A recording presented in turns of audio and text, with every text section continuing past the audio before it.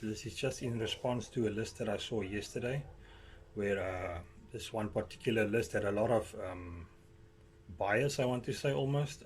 Just the background from myself is basically I just hit level 14 on my third account. I'm standing on 6,400 trophies. So I'm up there, but I'm not by far nearly the best of all of them. But basically my impressions will be on what I think is the cards that give me problems, or the type of encounters that I see throughout the game that will basically determine where I rank these cards accordingly. So you guys know how this works. Basically we're going to rank them from the best to the worst. I also maybe want to, as we proceed, shift some of them up and down ranks, just to sort of balance it out, not to just to ensure there's not a lot of them in the middle, and there's a fair spread across the board. Yesterday the list that I looked at basically had, well, of the first 30 cards that I saw, 23 of them were ranked C or lower, and then 15 of them were either in my war decks or my main deck. So there was some good disagreement from my side. So I thought I'd take up the challenge myself, and then we'll see how it goes. Okay, so firstly we got the Ram Rider. What we see with the Ram Rider is, well, it's got a small attack to attack one enemy at a time as it charges. In my opinion, it's not entirely enough to really stop a general card spam, like even just a Skami or anything similar. So if you are aware that your opponent has a Ram Rider in its deck, and you are quick on deploying defensive measures, you'll usually find you'll be able to counter it very easily, unless you found yourself on the short end of the elixir chase, which just speaks into general strategy, where it means that basically if you know what you're doing, you'll always be playing defensively with your elixir, to ensure that you do not get caught out, because the meta, as they say these days, is that you will have a trump card in your deck, which you will sort of keep it back. Now, back in the days, like over here, the Mega Knight, they usually would spam that over and over again. But if you're wise up to that, these days you'll know that that is a thing where you keep a card back, which will be used strategically for a offensive later on, where the enemy is caught unawares by low elixir counter capabilities. So that being said, I think many of these rankings are based on what I feel is how many problems a card gives me, or, well, it depends. Maybe just my overall feeling. I would say sometimes how much fun I have using the card myself. In this particular case, for what you're getting here is basically supposed to be a Hog Rider with a slightly enhanced ability. But as I say, it's quite a high elixir cost for what you're getting there, and because of the startup to run, and lots of other metas to counter it, I actually find that it's fairly easy to counter. So with a 5 elixir cost, I'm not happy with that. I'm gonna go in on, gee, do I really want to go that low? Okay, I want to say okay cards for now, because you can structure a deck around it, but it might come down from there.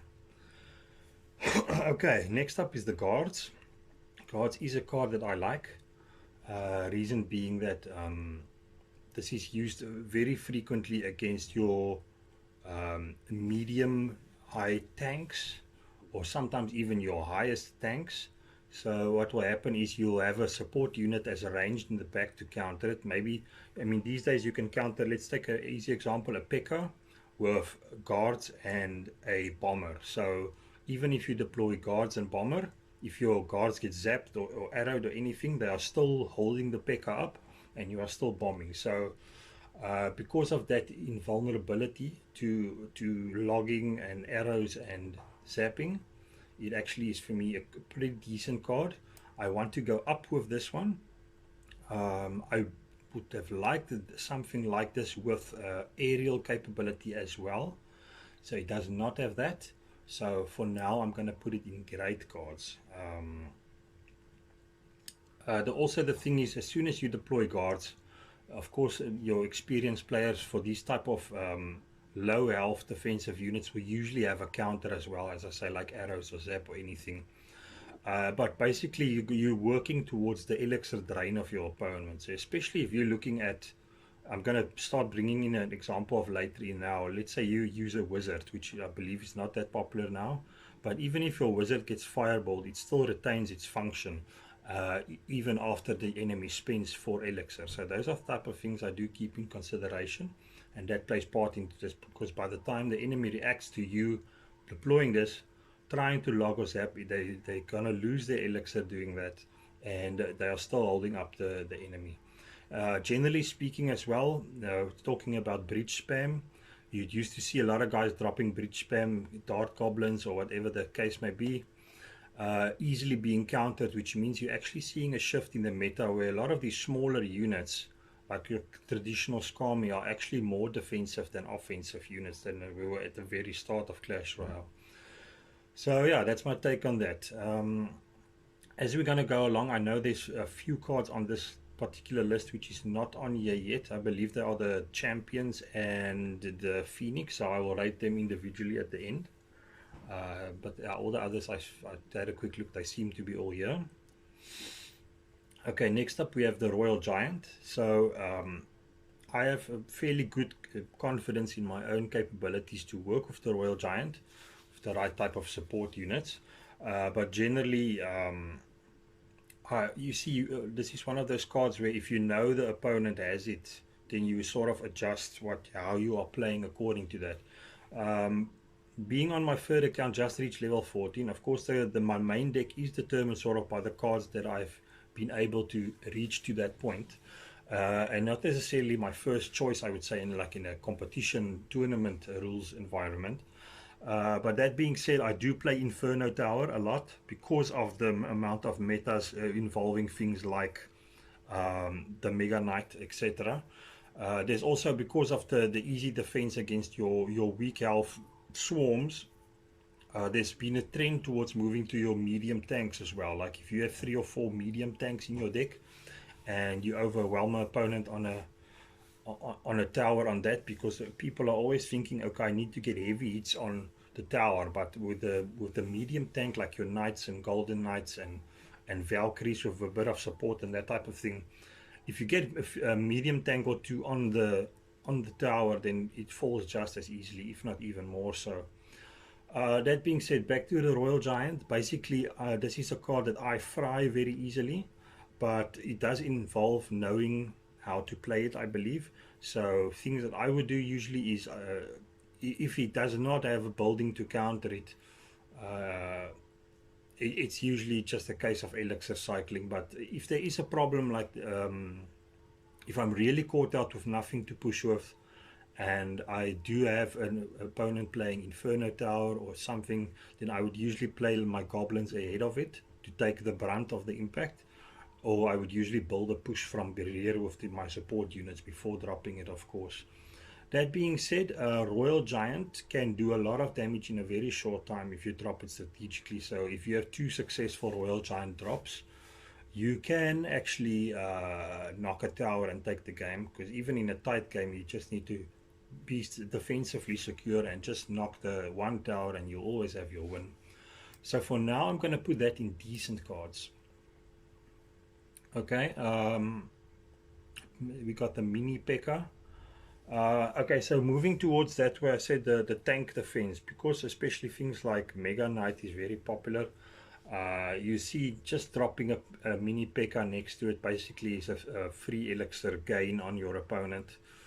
Most guys are smart enough to know that you only drop the Mega Knight when there's value on its launch, the initial drop. But that being said, a mini P.E.K.K.A. is very easy to counter, I think, as well. So at the moment I'm not too happy with mini P.E.K.K.A. It's usually the type of card that can win you a draft game where there's not a lot of options maybe.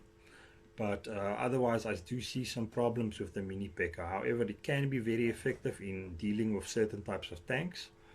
But as it is now, I'm gonna maybe move it into bad cards and then maybe move it up to okay. So we'll see how that goes. Okay, so Dart Goblin, I believe there's some opinion that it's not as good as it was at once. I still think it's fairly good for certain purposes, with the emphasis on This is the type of card that I actually prefer to play defensively, which means I will, if possible, use it from the back. As soon as I see the opponent has countermeasures for it, I would switch it up to making it an offensive card. Basically, for me, the value would be in making it not worthwhile or costly for your opponent to counter its use. So very good against things like balloons or skeleton barrels or taking a tank from range. But there is quite a number of countermeasures for it. But if you're dropping a tank in and you need immediate defense against that tank, usually a guy won't throw arrows the moment you drop a tank. So if you have that right behind a tank, you might be up for a good time. So for now, I'm going to put that in decent cards. I think also a lot of tower damage that you get from it actually helps it a lot. Where if you just drop a miner and a dart goblin, that type of thing.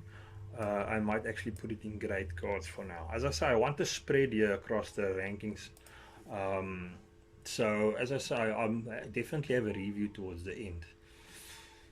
Let's see how we go. Okay, so next up is Royal Ghost. Royal Ghost, a very popular option. Used to not be as much.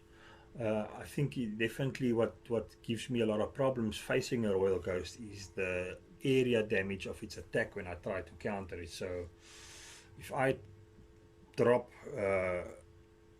my usual tank or so to defend it, usually not a problem. I'm usually also not caught out with it elixir wise, because you need to be more than 3 elixirs down for this to happen. And even if you are 3 elixir down and it reaches a tower and it attacks your tower, you usually be up in 1 or 2 elixirs with something that will be able to counter it. But it does mean that a lot of the times I do need to adjust what I'm doing while I'm playing to compensate for what the Royal Ghost is doing. But generally I can't say that the Royal Ghost has a thing where it wins the games for the opponent. So I want to say maybe it's a decent card, but just because of its popularity, but I might even drop it to okay cards because of, as I say, the reasons I just mentioned. Okay, next up we have the Zappies. The thing with the Zappies is sometimes very useful, slowing down tanks, things like your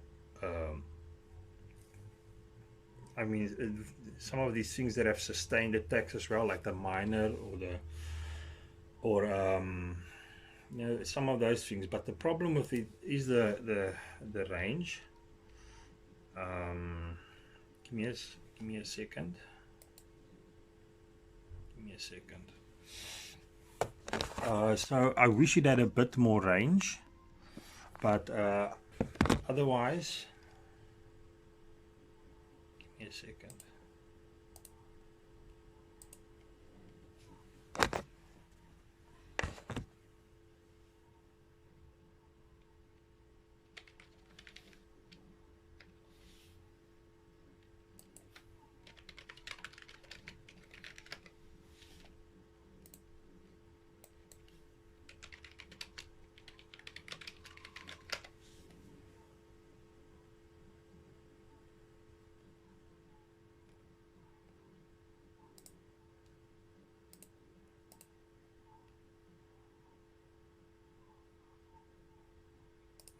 Okay, yeah, so basically the Zappies here, so I just had to check something quickly.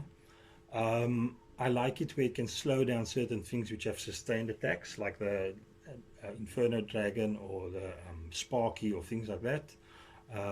It gets easily eliminated by a Mega Knight or by a Fireball or things like that. I wish, as I say, they had a bit more range, or maybe a bit better, yeah, maybe a bit better health. But it is ground and air based. But as I say, it's just a bit underpowered for me, so I'm going to put it in okay cards. Okay, next up we have the Goblin Hut. Goblin Hut, of course, is meant to give you a sustained amount of swarm well, it's a controlled push in my opinion, but it's not that effective for me for winning a game. I think the idea is that it's because it's constantly spawning that you might drain your enemies elixir, or you might get a lot of chip damage on their tower because of the nuisance of having to defend it. If your opponent has anything like arrows or a fireball, of course a fireball would be the first choice.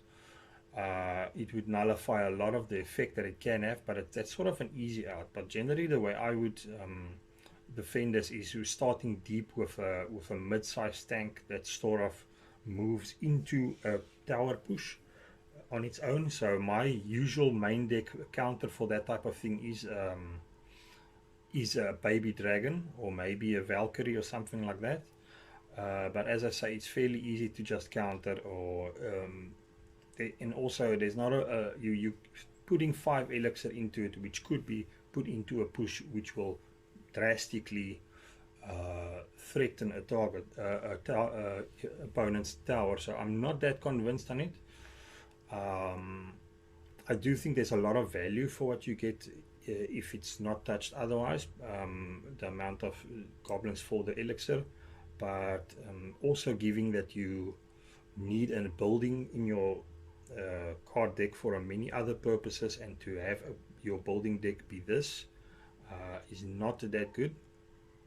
So I'm gonna say bad on that one for now, and we'll move on. Okay, so next up we have Elite Barbarians. So Elite Barbarians, I think, is still quite dangerous, but also has suffered a little bit as well due to its the awareness of having to counter them. But it's very easily you can very easily slip up on the Elite Barbarians. So it's a bit of a mixed bag as well, in terms of the results that you're gonna get, because once you find out your enemy has an effective counter to this, then basically you're losing the use of a card option available to you. And this, as I say, it's very 50-50 what type of opponent you'll face, and basically overall you'll have 7 options to beat your opponent instead of 8 if you find that they have an effective counter. When you talk about balancing your deck, the amount of elixir you use, also it's a 6 elixir card, so you won't really push a lot of other 6+ elixir cards in your deck. So you're basically also shrinking the pool of high value elixir attack cards that you might be able to use. Although there are some strategies where you can have multiple tanks and just overwhelm an enemy with that. Elite Barbarians is actually also in one of my war decks, but also I use sparingly when the opportunity is right. But there is some problems there as well. If it faces a lot of these other things, so if I put normal barbarians on Elite Barbarians, you're gonna have a problem because it's 1 elixir less, and you also will have barbarians remaining that are pushing by the time the Elite Barbarians start moving. So I have definitely lost towers to Elite Barbarians before, but also I've faced a number of opponents where once they drop Elite Barbarians, it doesn't result in necessarily a net positive outcome for them. So where do I put it based on that? I'm gonna maybe put it on decent, but it might come down to okay from there. Okay, next up, let me just see if my alignment is correct. Yeah, the furnace. I want to change the name of this never used. I just want to say, what do I say? What is less than bad cards? Poor cards. Okay, there we go.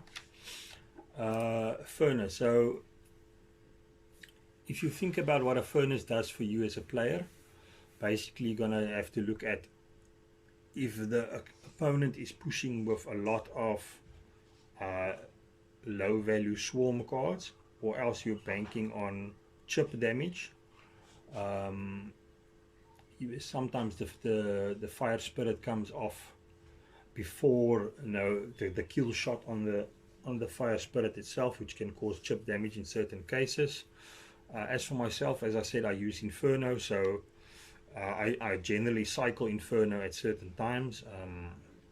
I also sometimes do, which would be surprising, preemptive Inferno tower placements at certain intervals, depending on what the deck it has.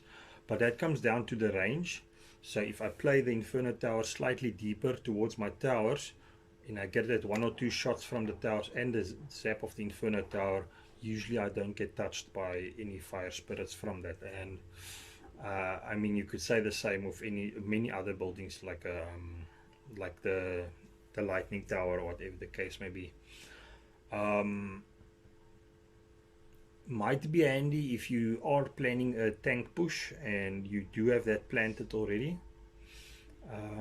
But generally I don't see a lot of match winning results from this. For now, that's going to go in poor cards. Okay, then we go to elixir pump. With the elixir pump as well, I think the people that use it have a lot of faith in it, but I rarely lose a match against someone that uses elixir pump. I'm not 100% on the math right now, but that's the thing where you place 6 elixir and you get like 9 elixir back, but you're supposed to have a small elixir push advantage on the opponent. Very popular, I see, with like your golem players, or sometimes with building swarm players who also then place a lot of spawners, 3 musketeers, that type of thing. But generally, and also as soon as you fireball that, then you lose all the advantage you would have gained from that. And also, while you're missing that 6 elixir, I plan to push with something which you cannot account for because you are 6 elixir down. So I find that a poor card. I'm not a fan, and we're moving on. Mega Knight. All know the Mega Knight's advantages, but as I say, it's very cheap to counter these days if you know what you're doing. My general defense on a Mega Knight would be, I even have something called a Mega Knight bait, where I would put my Valkyrie out, and of course that's the time when they launch their Mega Knight. But as soon as they launch a Mega Knight, I drop my Inferno Tower. So sometimes my Inferno Tower will drop even before the Mega Knight hits the floor, and then I start to push already from there. So I mean, it's not that economical elixir wise, that particular strategy, but it's definitely a wake-up call for the Mega Knight users. As I say, as soon as the Mega Knight is also on your side of the arena, if you just drop a normal knight and some spear goblins, you will also effectively defend it. So it's once again really that case of knowing what your opponent has. Many times, if you've been around the block of Clash Royale, you will fall for a trick once and not again, and of course many people know that now. But because Mega Knight is so popular, and if you also know how to use it, you can get a lot of good results. As soon as you have something like a Inferno Dragon or a Inferno Tower, or even a P.E.K.K.A, something like that, it might become a problem. Even one of my more favorite counters is Barbarians. It depends what you have at the time, but let's see what else. Okay, Barbarians is an easy counter for a Mega Knight. Usually things like this, some of these aerial units can also play a role. We'll get to all of that later, but yeah, okay, so for now I want to put it in amazing cards because of its popularity and its effectiveness, and how many people fail to deal with the fallout of a Mega Knight, but that might come down to great cards. Okay, we're moving to the Rage spell. Honestly, the more I see Rage really is with the Lumberjack than with the Rage spell itself. I think the Lumberjack balloon strategy has become quite obvious now these days, but even when you see someone playing Lumberloon, you are still caught out by it during the game if you're not prepared, because it's not always easy to keep up with the particular count. You have a rough estimate of how much elixir your opponent might have. But I actually see the rage a lot more with the lumberjack than the rage itself. But I have seen a trend where rage is used as a very small level, like a zap spell, in which it is effective. But also, as I say, as soon as you use that, then you're basically taking up a spell slot in your inventory, and I mean that is a decision you have to make and build your deck around, of course, as well. Um, Not that popular, and if you hit it, it can be very effective. And I think there's still a lot of Hog Rider players that play it. Um, it is something you want your guys to have. Is if you, for example, drop elite barbarians and you want to quickly get on the tower, that type of thing, get some extra damage from a goblin barrel, that can work. But at the moment, that is going to lean on okay cards. It might go down to bad cards even, because, as I say, um, if you have the right type of deck and you're gonna play out the way you are planning in your head, then usually your strategy would not have to compensate in that sense, where you would have to rely on that to be a match winner for you. And that's my reasoning. Okay, next is the Prince. In tournament decks, very popular, where you capped at level, but at 5 elixir and, well, very slow attack speed, it can be quite easy to counter. But if you have your medium-sized tanks spaced out and this guy is charging at you, it can be a problem. But as I say, I'm not a fan of playing it myself. I believe it is a bit of an upturn, but as it is, I'm just going to say okay cards. It's not anything more than that for me. But as I say, I might be wrong about that. Okay, next up is the P.E.K.K.A. The most I see P.E.K.K.A being effective now is when you are level outmatched, really.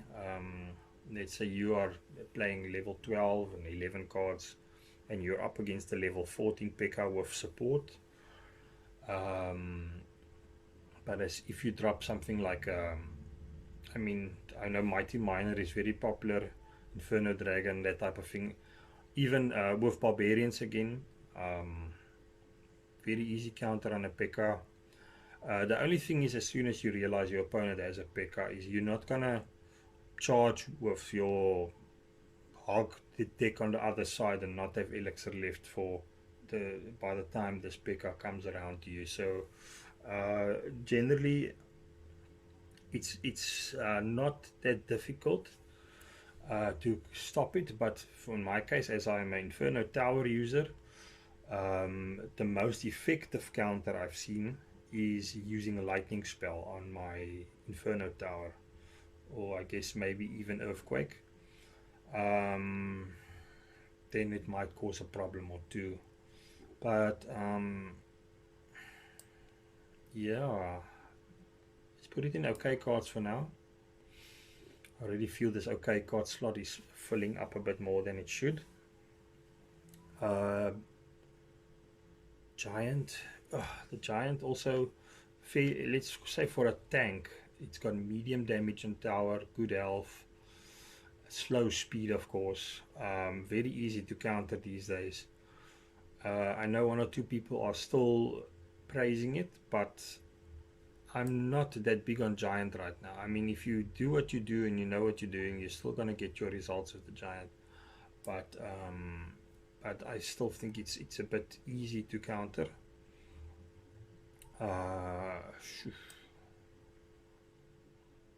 Some of these cards I want to move down, but we'll see. Okay, Mother Witch. Right, just going to bad cards. Mother Witch easily fireballed. The thing with Mother Witch as well is one of those cards where you have to have a swarm deck to be really offended by it, or at least caught out once by it. But once you know your opponent has a Mother Witch, unless you played a draft or something, or you're seriously caught unawares, or you have no other option than to defend with a swarm, then you shouldn't have too much problems, because basically as soon as they play a mother witch, you're not going to play anything that's going to provoke a swarm of pigs out of it. So that being said, I know the mother witch does give a lot of people problems. Slightly disappointing air damage actually, but because of the amount of uh, spawns you also get from it, it's quite a useful distraction for when starting a push with a tank that you want defended as well. Maybe distract your opponent's defenses towards. So I'm going to say decent cards on that one. Okay, Princess. With this one, easily, of course, arrowed, logged, and fireballed, whatever. But I still think there's an untapped resource here where people don't always realize how you can strategically place this preemptively, where it might look like you're not doing anything specific, but it's actually covering a lot of the arena for you from smaller swarm pushes as well, or at least getting some chip damage from slow incoming tanks while you set up the next card that will be your main defense. So I think the negative connotation of Princess is using it as breach spam, which is basically just you'll get 2 hits max in and then you'll be logged or play the next thing will happen, which I don't think is the way, unless you're just going to finish off a tower 2 in a game. But I am concerned about how easily it is taken down. I'll just put that in great cards though, because of all the versatility it offers, especially if you want to maybe give your opponent something to think about on the other lane while also still nullifying their one lane push from that side. And there's a few other uses as well. Okay, next up is the Dark Knight. So this is basically a mix of a Hog Rider and a Ram Rider, but with a shield as well, so you can't get fireballs first time, or you at least have another hit if a tower, Inferno Tower or something like that hits you. Mighty Miner, drain damage basically. I found a lot of joy with the Dark Knight with area based charging. So what helps me sometimes is one of my war decks is dropping Princess, Dark Knight and Goblin Barrel, which makes the opponent not know which way to go to defend. So it's not that good for dropping onto a card which is already on your side in the lane, depending which one it is. But basically, let's say you drop it versus a normal knight, it will be a equal type of battle, you understand, but still your tower will usually still win you the battle. But that said, there's a lot of value there in actually making the card work with its charge ability. So even things like buildings, if you have buildings having a problem, charge with the building, with the Dark Prince towards the building, and then drop your main tank after taking care of the building. So that one will go to decent cards. Okay, then we have skeletons. I believe a lot of people call this the S tier cards. Of course, very popular as distraction or in your hog decks. Honestly, I can't say that I've ever changed my strategy of playing because of skeletons being in a deck. Once or twice the guys caught me out. You know, these guys that play ice golems in the middle by the river to draw your tank around. But these days what I will do is I will actually have a ranged unit on my side of the river attacking that. So even with a main push like tank plus bomber, skeletons are never a problem. I actually don't, I mean, I can maybe see there's a little value in the distraction policy, but for me it's a lot to not have anything offensive in that card slot of your 8 cards, instead have this, unless it's a very specific. And that is something I do want to mention, is a thing with Clash Royale that for me is a drawback, is the fact that a lot of people just look up these decks and the meta decks and the win percentage decks, and then just clone the same decks over and over again. So I've never been a guy to do that as much. I think it's at some point where you get to certain competitive tournament level, that is something that you do need to do, probably to just stay in contention. Even with my main deck, of course, which is level based, if I use that in a tournament deck, of course I've honed the craft of doing so. So I know all the little nuances and ins and outs.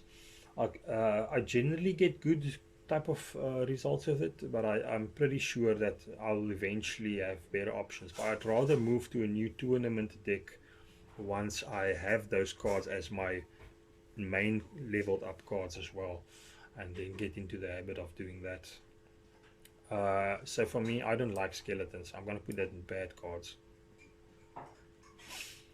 Okay, then we get goblins.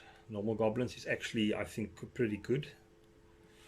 I think I should name my main deck currently now, just for the context of everything that I'm rating. Basically, I have Giant Skeleton, Bomber, Valkyrie, Wizard, Arrows, Inferno Tower, Baby Dragon, and Goblin Gang. So Goblin Gang is why I'm saying that, because what happens is with the normal goblins, you do not have the aerial capability. So Goblin Gang is basically my swarm defense. It's been before the meta change where they improved the spear goblins. But for me, it's a case of getting the best of both worlds of ground and air. So things like Princes, Inferno Dragons, Mighty Miner, a lot of the cards, Balloon even give you, if you're really caught out and in your cycle and you still have Goblin Gang, you can still counter the Balloon a little bit because I'll have Arrows or Zap available. So that is why I use that. That being said, the Goblins, at 2 elixir for 4 of them is very good value. As I'm looking at it now, I still think it's a bit of a specialized deck because you'll easily log or zap that as well. But the use I'll find in it is getting to certain buildings first before it targets your tank as well. The card itself is very good value, I think, for the elixir, and you get a lot of damage for that little 2 elixir as well on a main tank, let's say a normal P.E.K.K.A. or something as well. So that will go to great cards. I might move some of these up as well. I'm a bit holding back on putting best cards right now. I might even put in the best cards until the end. We'll see. Next is a Goblin Drill. This is a sort of a swarm miner, if you want to. I'm not a fan, so I'm going to put that in bad cards because generally I would counter that with a Bomber before it really does anything. So your normal building, your tower will usually, I guess it will target the tower, the building of the Goblin Drill first before it targets the Goblin itself that comes from it. But as I say, I counter that with Bomber, usually not a problem. I mean, even if you just drop a knight there, you should be fine. So the fact that it spawns on your tower like it's an imminent threat is not that big a deal for me. So that's where I'll put it in bad cards. Okay, so next up is Sparky. I might keep this one for later because I need to see how I feel about certain other cards first. Then we have Goblin Barrel. Very popular, of course. It's your typical lock bait. There's a new next level meta of actually you do something that will draw the log first and then you throw that, which is something I also do with my Goblin Gang. As soon as someone drops their zap or their log, I will drop my Goblin Gang right after that for chip damage, like on the other lane or something. Usually means they will be overextended. If they just drop a medium tank or something on it, I would usually have 2 or 3 goblins on the tower, or at least have 2 or 3 goblins already throwing ranged. So that being said, Goblin Barrel, very popular. I use arrows, of course, so not a problem for me there. You can't really say I've seen it, of course. If you really run out of cards, you use a goblin barrel as a defensive ploy to throw it to distract the tank, which is very desperate. Sometimes I get caught out with certain decks that I build where I don't have where I use like an electro wizard, or I bank on swarm and then it doesn't come around the tower effectively. But usually there's not a lot of drawbacks to using the goblin barrel, because you will always draw a response from your opponent. But so the elixir cost will be negated. So I'm going to go with great cards, but I'm not personally a big user of it, although I have a deck where I do use it very effectively. Well, as I said, with the Dark Knight and the Prince. Of course, that doesn't sound like the optimal meta as well. Those are just based on what cards I leveled up and then sort of built a semi-constructive deck around that, which is how that turned out for me. Okay, Lumberjack is next. Very popular with the balloon, of course, all these years. Giving you rage as well. So I'm going to say something controversial as well, maybe, and that is where I classify the Lumberjack in the same category as the battle healer, where I know people don't see the value of the battle healer as much, and that's because I feel you see the balloon strategy itself is basically something that has been targeted by people that look up decks and so on, without giving really thought about how they could use it even more. Where I feel that this is something where you will prepare for a push, like you can do a lumber hog combination as well. So that is where I, for example, use battle healer as well, where other people don't. Where you can use it with a elixir golem, you can use it with zappies, you can use it with your medium-sized tanks that maybe got a little bit of damage from your defensive, where you defend it with them, and that's how I play. So I always have the counter push in mind. I'm looking at there must be something left to start a new push with constantly, and that's what puts pressure on the opponent as well. So that's why I think the Lumberjack is maybe not always thought of as broadly as it could. Even myself, I can't on the spot think of much bigger uses. It still causes a lot of problems. It's supposed to be like a mini P.E.K.K.A type of thing as well, but not as high damage per hit, but able to take down tanks. But still, usually if it faces a tank, it's not going to be winning the tank, because especially with support as well. So the Lumberjack, because it gets a lot of things done, and because it has the rage ability, but it's quite predictable, and there's some shortcomings. I'm going to put it in okay cards. Okay, let's see. Okay, we've been going for quite a while. Next, Spear Goblins. I'm going to say decent cards. I think I should pick up the pace a little bit. Because it's low value and it's distraction, and it can take care of certain enemies already. I think it's maybe a little bit low for, let's say you want to defend a knight with it, and the knight is coming in, and you from a range already throwing this spears, and it might reach your tower already before you actually get the job done. But also nice for support units. It's just difficult to build a deck around that. I think for now I'm actually going to move it down to okay cards, because it might come back up, but I need to think practically of all the factors as well. Okay, next up we have the Rocket. Okay, so this is my first call of making it best cards. Not that I'm a Rocket user, but I've faced it many times. I've seen how many times a Rocket wins matches for a person, especially if you're very closely matched. You're seeing the Rocket instantly end pushes for medium tanks. You're seeing it chip damage a tower and in the overtime. So that is why. It's actually not, as I say, it's difficult to plan the rest of your strategy around having to spend 6 elixir to use it. I might leave it back at amazing cards for now. As I said, I don't use it myself, but I'm trying to be considerate of what the community as a whole does.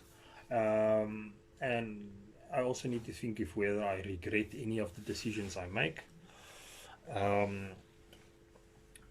And then yeah, as I said, I'll just move them accordingly. Okay, so Giant Skeleton is actually one of my mains, and for good reason. 6 elixir, big bomb drop at the end. For me personally, the Giant Skeleton, I mean, for all the advantages it has, is if you're talking about a control push with support, if you get that to touch a tower, it's game over. So of course, I'm sure many people are wise to that, and that's why they deploy countermeasures. Of course, buildings and so on, very easy to counter this with. But also as a defensive unit, I don't think it is like a rocket for me. So if I see guys coming in with 3 medium tanks and I drop a skeleton, it instantly ends their pushes, which is sometimes a big benefit for me. So usually my pushes would involve this with combinations of the bomber, the baby dragon, and the wizard, and then I will have a zap as well sometimes for the buildings, if it's a inferno tower or drain damage type of thing, like the miner as well. Sometimes if it has to face mini P.E.K.K.A.s, I would put up a goblin gang with it as well. And with the bomber, it's usually, even by the time they log the goblin gang, the P.E.K.K.A. would be dead, and we would be dead already, and then the push continues. So it's a card that I've been using faithfully for a long time, so I'm going to put it there for now. I mean, I could bring up a lot of more justifications as well. Sometimes it's a bit lumbersome as well, but I do have alternative strategies in my deck to pursue towers without it. Yeah, basically I would strive to have different means of pushes to the tower instead of just focusing. So my alternative push would be to draw elixir and then push with a Valkyrie and Goblin Gang push, which is basically as fast as Hog Rider if placed correctly. So you can get a Valkyrie on the tower with Spear Goblins on there for 7 elixir. There's a couple of ways you can do things, but yeah, I'm going to leave that there for now. Wall breakers. I think the people that play this card probably laugh a lot at their own cleverness. Usually I would face that with, let's say they drop a miner and wall breakers. They're very fond of thinking, okay, you see, I'm not a person to fall for miner bait. I would actually, if a guy plays a miner 9 out of 10 times, I would leave the miner, or I would just drop a bomber to counter it. But I would primarily place the Valkyrie at the bridge first, or if I can, arrows it or something. I know there's a strategy to split them down the middle as well.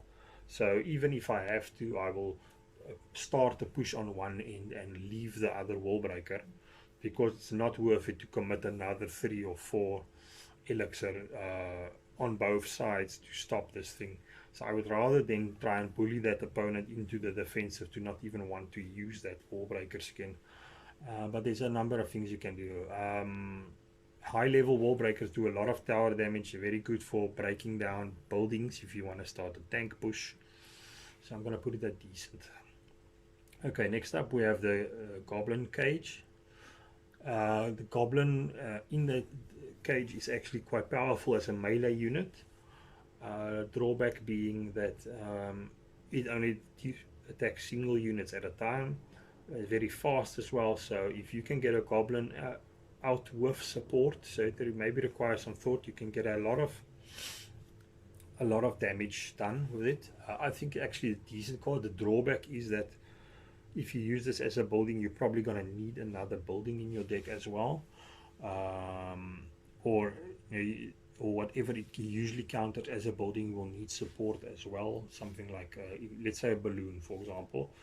You're still going to need more than that to counter a balloon, but to just place there as something that will preemptively block anything incoming and then still give you, let's say, at 4 elixir it's maybe a slightly stronger knight.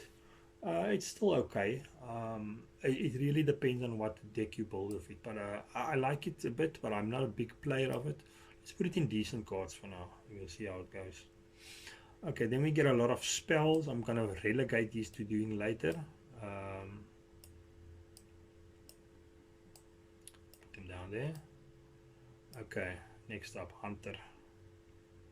Okay, so you're looking at your medium tank, air, ground, and air attack units.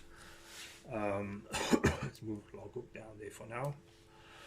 So Hunter, of course, at the time when it came out as well, very often implemented to take care of tanks that are coming in. It also just moves so slow. I don't see a lot of people using it as well. I think there are better options. The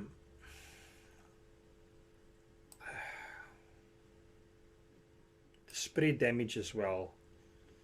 Because if I play minions on that, or it's not going to take care of the minions. How can I say? If you're going to maybe play minions first and then you play that, you're going to be, the hunter will be killed before the minions are dead. Or if you play it by the tower as it comes in, you're still not going to get all of the minions. But if you compare it to versus something like the musketeer cannot get all of the minions as well before they come in. We'll see. That one might come up, and then the spear goblins might come down. We'll see. Okay, so then we have the goblin giant.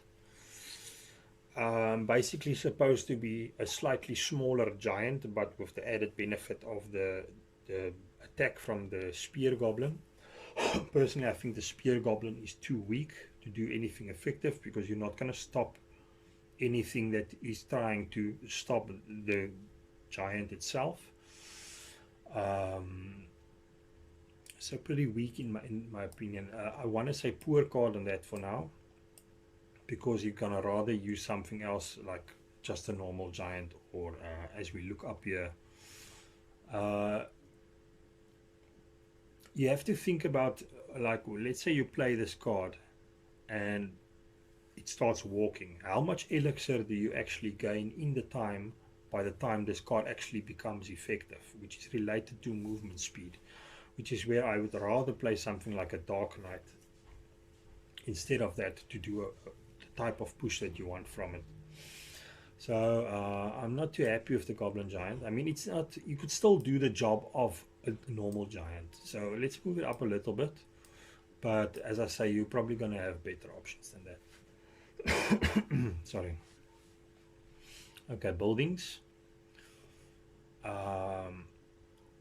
Tesla Tower. I called it Lightning Tower earlier. The Tesla Tower, very popular.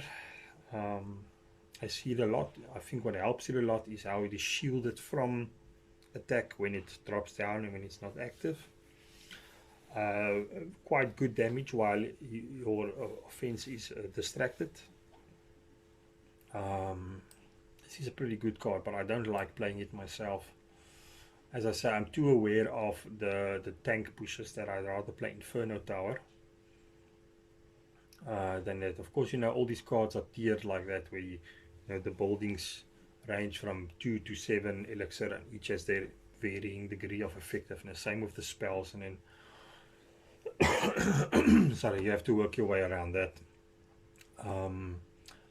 But I might bring that down to great cards, we'll see. Okay, then we have the cannon card. So the question is this a defensive or offensive card? I think it's fairly good damage. I've seen good results with this as well. Quite effective even when it drops as a building attacking a tower. The problem with this card is that, let's say it's on your side of the arena already and you are trying to deal with it, and it's shooting you, and your tower is also shooting at it. It's still a problem when, let's say, you've knocked it down from its wheels, but now it's a building still as well, but your unit has been killed already. which I suppose is supposed to be the strength of this card. Um, Easily countered by your swarms, of course. And these days, as I say, we don't use swarms that much for offensive pushes, even though I do try with my Goblin gang to do that, with the Valkyrie and so on. But yeah, as I say, easily countered with swarms. So at 5 elixir cost, it might be a bit hefty, but I've seen some good results of it, so I'm going to put it in okay cards for now. Okay, Cannon, let's put that in decent for now, because I see it's so popular. I generally, when I see building spammers like this, I don't play a card until it's gone if I don't have anything to directly attack it with. In my main deck, I would generally do Baby Dragon down the middle on it, and then it will go to a tower if I really want to actively deal with it. But because you can drop something just in front of it, you can get a lot of damage with it, a lot of distraction.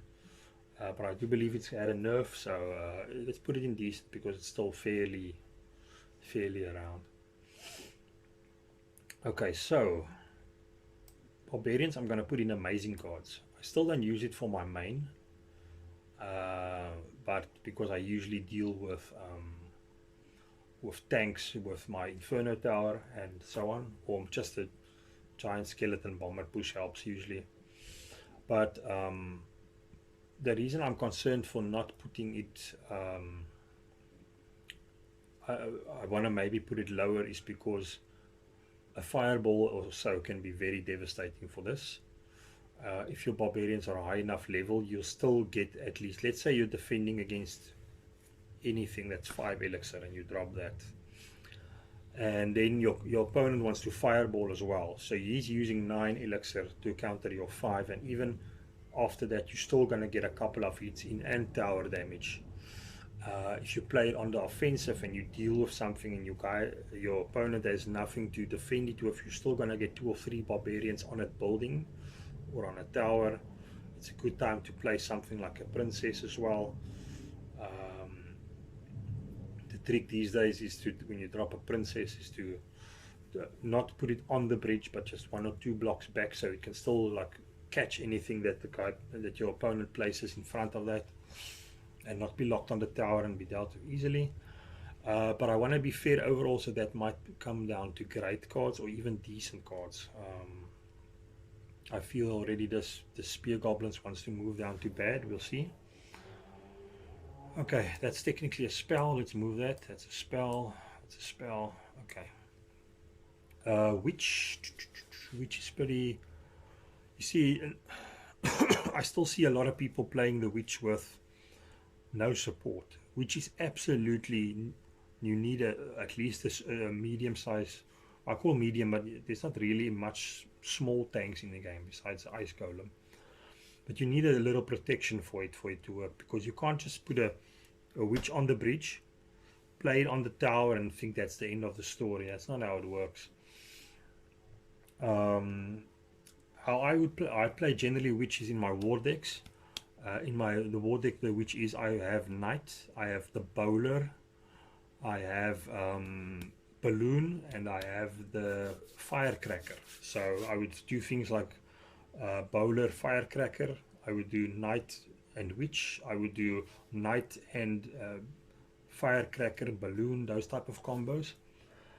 So in that use, I find, and also with incoming mobs like mini P.E.K.K.A.s or Prince or anything like that, very good at stalling an enemy. Let's say you just want to spawn a small swarm, but it's not in your cycle yet.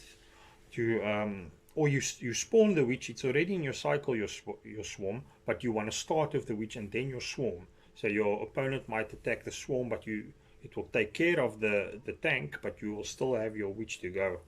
So I want to say decent, but it might come down to okay. Spear Goblins is going down. That's the first one I have actually moved.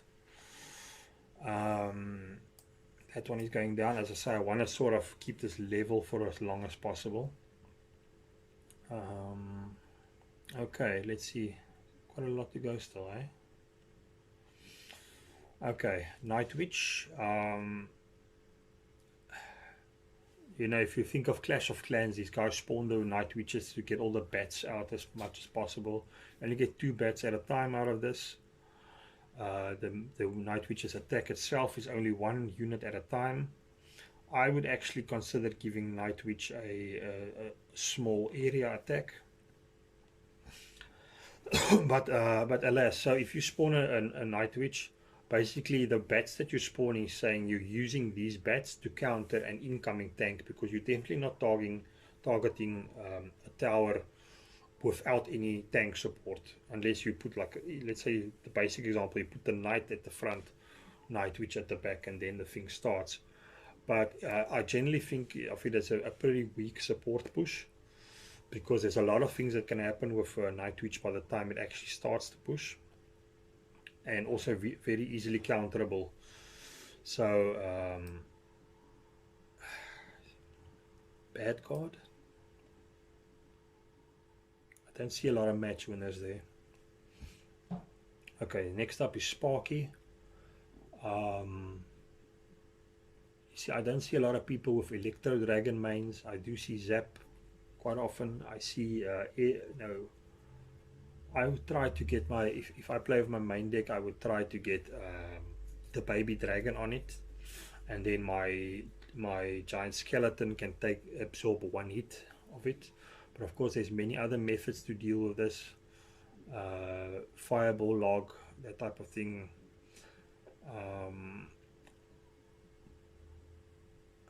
Even, I mean, I've done some crazy things. I've played the Elixir Golem on that as a defense, and then just to finish it off as well. So I'd have a concern of using a electric spirit on that, Electro Spirit, because it doesn't reach that easily. But even with this, as I say, baby dragon, your equivalents would be minions, minion horde, bats, even this one, the flying machine. Those things you should try to, of course, take care of the Sparky before it reaches the bridge. That being said, it can be very devastating if you have the proper support. I'm going to put that in great cards also, just because I have a lot of fun playing with it. Okay, let's quickly do all the spirits at once.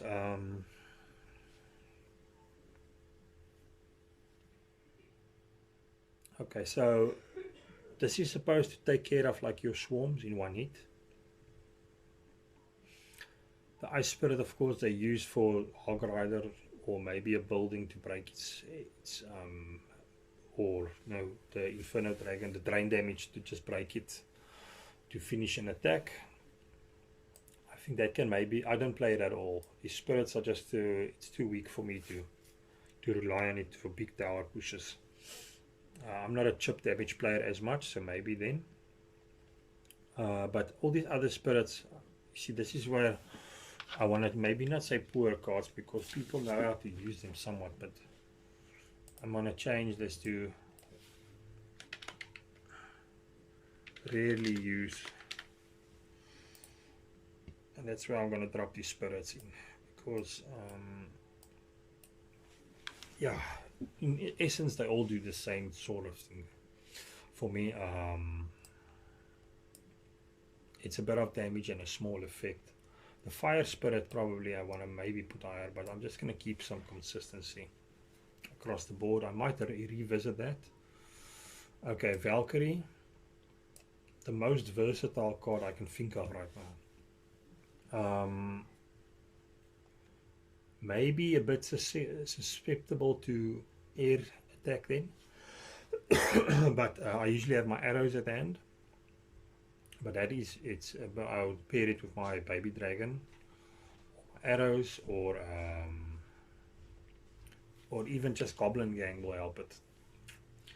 But often this is the first card I pick in a draft, especially if it's super draft as well, because if it's the first card I have to pick, then there's not a lot of things the opponent can pick that will have to make me drastically change my rest of my picks because of that pick, because it solves a lot of problems. It does solve medium tank damage, swarm damage, and even there's a lot of things. I mean, you can actually go down the list and you'll see it counters barbarians, it counters guards, it counters all it is these small one single units as well. It counters princess, goblin barrel. If I place it just in front of the tower, at least it will block 2 of the 3 of them, and the one just gets finished off by the tower. Sparky not so much, but if it's low on health it can take a hit and let the tower finish it off. It will counter Royal Ghost, it will somewhat counter Elite Barbarians if I have a bomber with it as well. Counter Mother Witch, counter the Dark Prince. It will counter Goblin Cage, the incoming Goblin, or if the enemy places it and the cage breaks, you'll still have quite a degree of damage there. It will counter a Witch if it's placed on the Witch. If you see if the Witch is placed first and it's coming into you and you're already walking towards a small support unit, will still clear the way like a bomber. Of course, I'm talking a lot about my own experience, but you can apply your own type of thing. Like even if you just zap the Witch with all the skeletons, you'll get your Valkyrie on there. But as I said, that might move down actually. We'll see.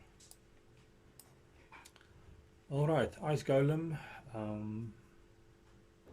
Sometimes annoying that they use it for distraction. Never target that unit first before I see whatever they spawn behind it, like a Hog Rider.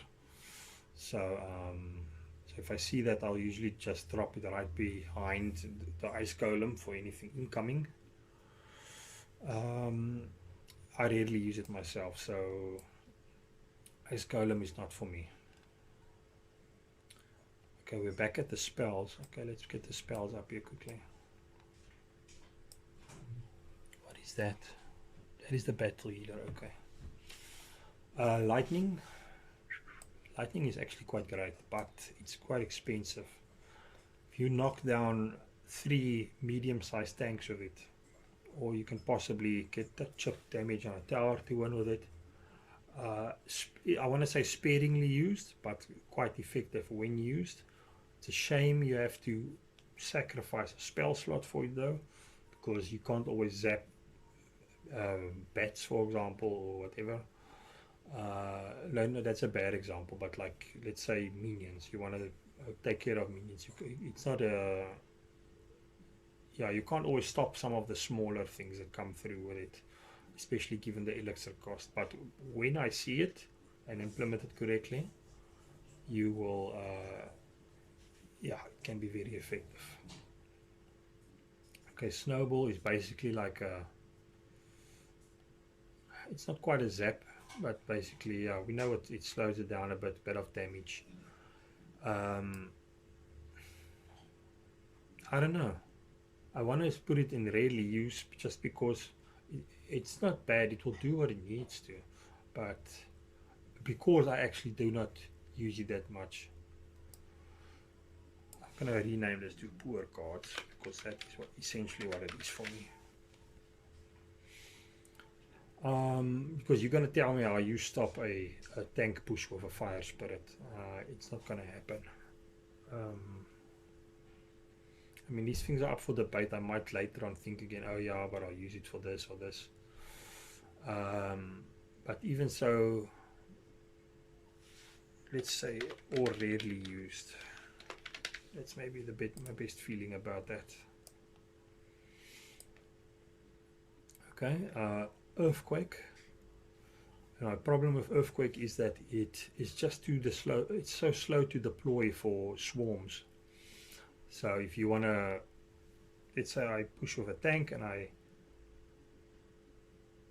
drop the Earthquake, a lot of damage gets done before the Earthquake actually takes effect.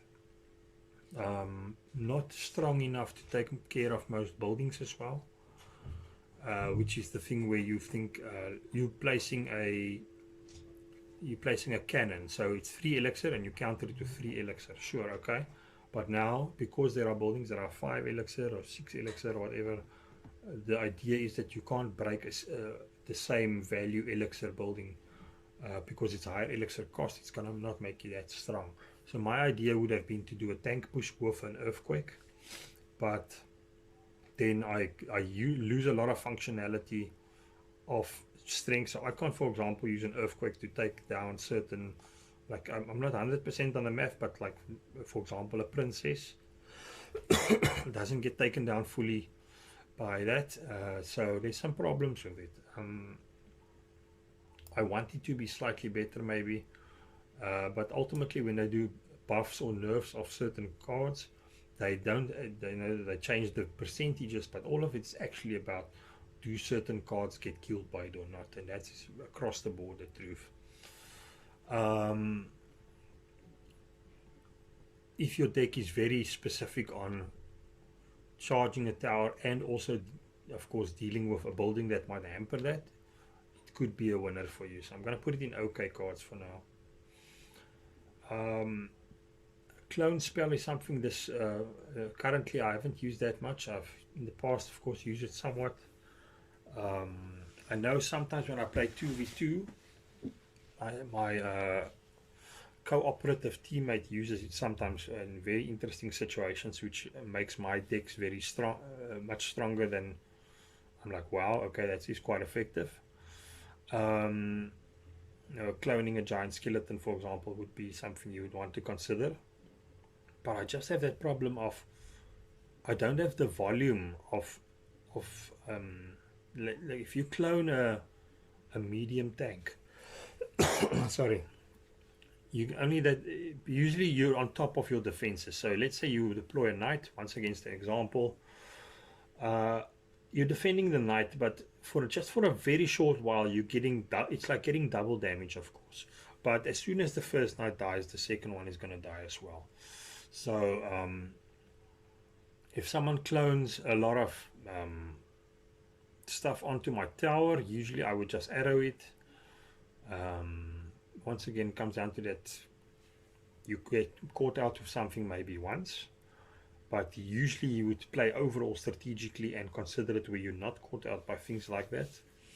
Like you're always suspicious of why is your opponent so quiet with their elixir. I think clone has the possibility to be very devastating. I'm going to put it in decent cards. Okay, next up is Zap. At competition level, you are limited to certain things it can do. My main deck Trophy Push is a level 14 Zap as well. So with that I do get a lot of things done when guys play with cards that are not maxed out.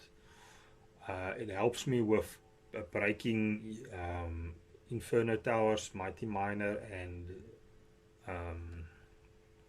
Inferno Dragon as well.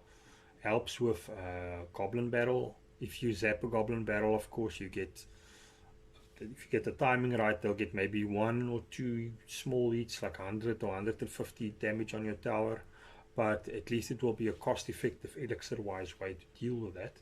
But that is a reason why I have upgraded to arrows, is because I need that versatility, because I've seen dart goblins, princesses, things at the back row that I struggle to deal with the zap. That being said, I would say it's level dependent. But the zap has actually fallen out a little bit out of favor for me, because yeah, as I say, it helps with certain things, but there's certain things where it still comes up short. I'm going to say okay card, because there is a lot of things where you are being attacked by a tank and then they drop bats or something else on top of that, and you don't have a lot of elixir to work with, and then also with the building pushes and things, it can help you a little bit.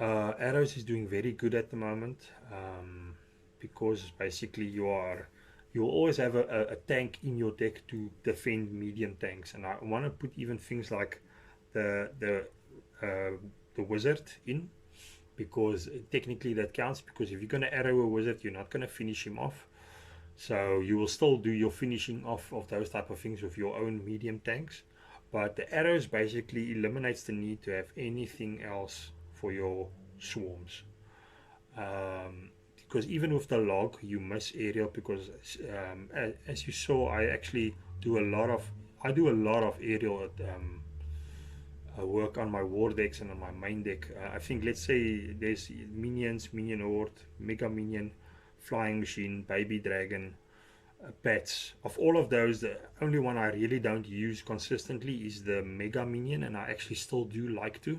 But all the others places some role. Not the minion horde as much as well, because yeah, because it gets arrowed so easily. But yeah, as I say, it's about this one. Back to arrows. Arrows is great for me. I'm actually gonna put it on amazing. Because even if you have a medium, let's say a small tank coming in, and you just arrows it, your tower will still finish it off in 1 or 2 hits. Fireball. Okay, hold on. I want to maybe move that one. I'm a bit too heavy-handed with the spells here. Fireball is sometimes the bane of my existence as well. Put that in amazing. Then we have the log. I'm gonna say great cards. I think you will be unprepared if you use a deck which relies on the not being able to be countered by the log. I mean to say, if you build a deck and you don't think that someone will have a log, and you have no plan B of how your deck will come together, if the log is constantly being a problem for you, then you will have a problem. But I'm going to bring it down a bit. Actually, I don't play log bait decks myself as much.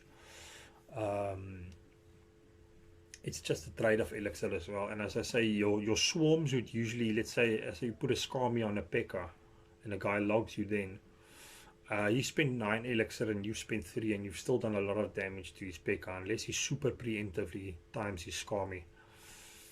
So, but yeah, versatility. You can sometimes do things like that. But as I say, with the arrows, this is about planning your own elixir as well. So if you want to, let's say a guy places a cannon and it's in the way, and now you have a log. Your log is not going to do what the arrows will actually do more damage, and you'll just have to be, you will be slightly better planned with your pushes and so on to compensate for that.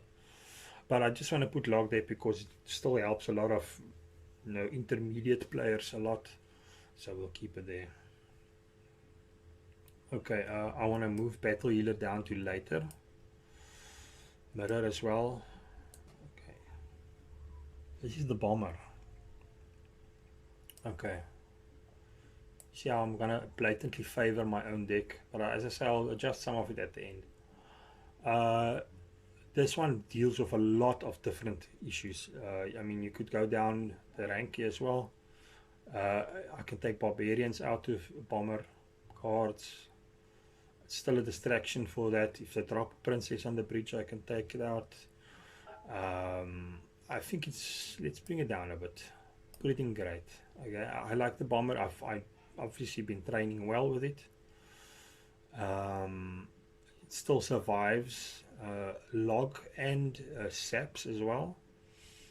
So I find a lot of value. I think back in the day it was 3 elixir, and now it's 2. So I think it's great value, and it does a lot of it does a lot of support damage for me in my everyday playing, which I see a lot of opponents struggle to deal with. Okay, next up balloon. I think balloon is struggling a bit because it's easily countered. You just need to have your buildings in rotation, and then just something as simple as bats will solve it. Balloon with freeze, of course, very popular, but it's a lot of elixir for that. So let's say you've kept your freeze a secret throughout the whole game, and you do drop a balloon and then you freeze. I would have to, if I see a balloon, of course we all know you get your defenses down as quickly as possible, but at a certain point you might get caught out once, but then the next time you will firstly be dealing with the balloon quicker than it actually gets to your tower, but then next you will put your capable defense outside of the freeze range as well. But that being said, I don't think the balloon troubles me that much.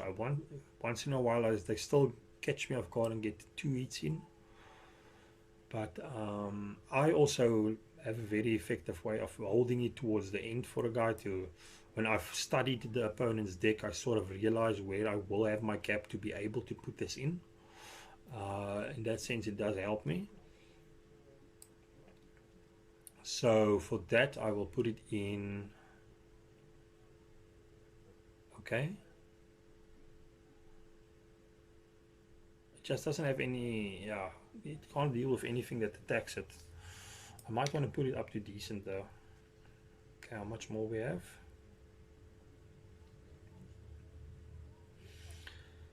Right, next. Bats, very quick deployment. You can get a lot of damage done before opponent responds. Very good value. Maybe a bit low on the damage dealing side. I want to put that in amazing. Okay, Barbarian Battle is technically a spell. Sometimes it helps to pull the opponent back after they are advancing as well. Like classic example, using a bar battle on a witch. It's just a bit short on range, of course, but you will be timing it. Good for your goblin battles. It's not bad. It's not often an opponent will spawn two separate sets of swarms that you can't hit with that, so I'll put that there for now. Ek sit gou besig met 'n recording, as jy nou dink is snaaks.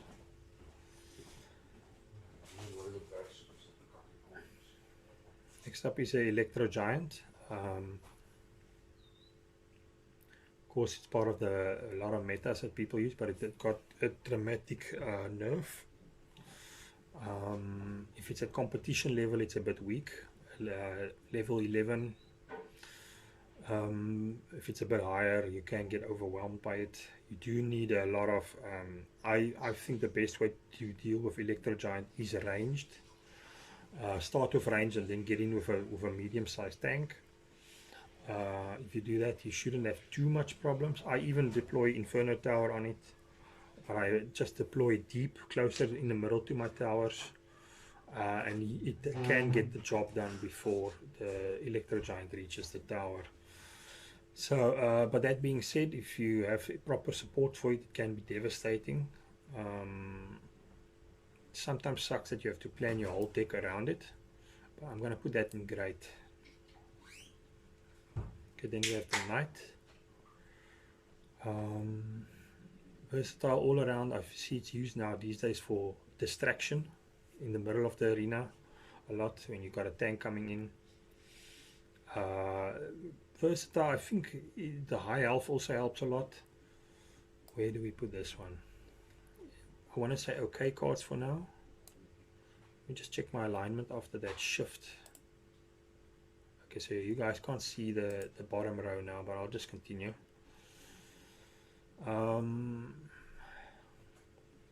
Next we have the Archers. Someone told me on this other tier list I watched that Archers is actually very overpowered.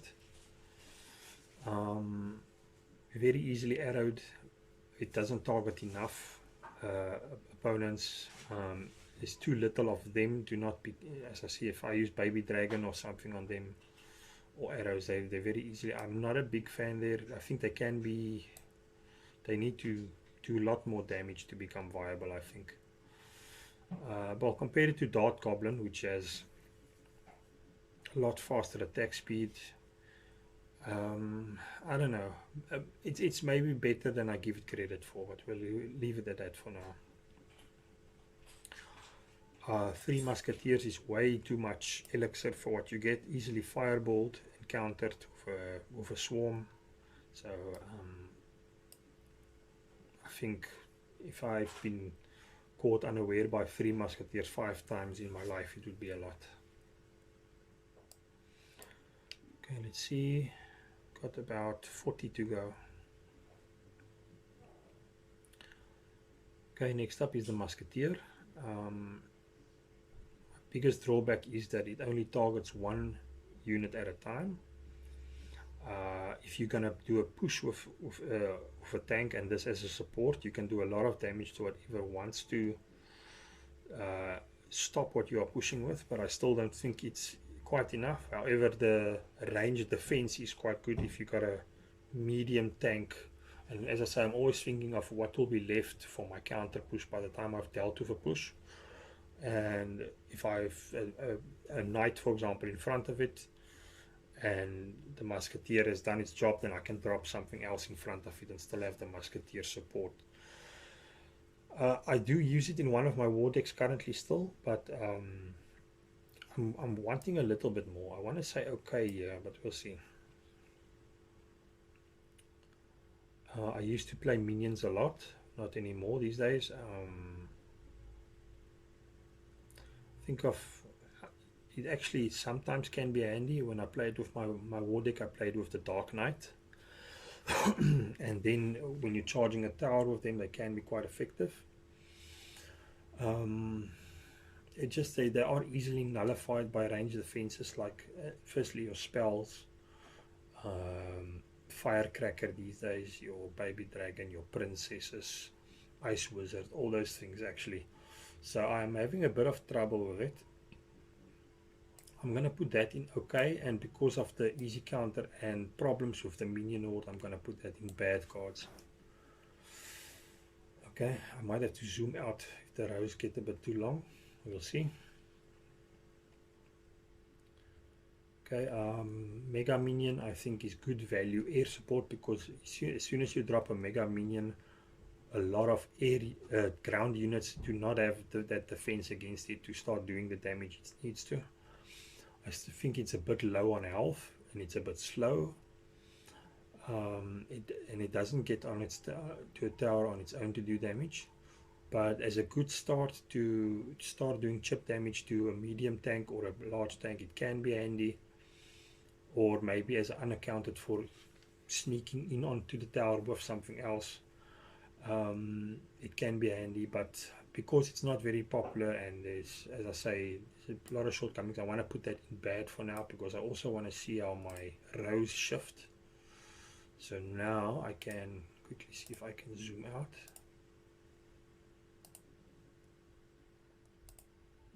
Zoom out a bit more. Okay, maybe if another row spawns, then that will help. Okay.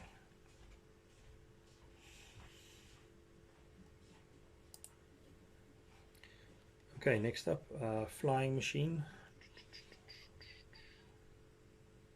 I wonder if that's the best way to do it, by zooming out. If I zoom in and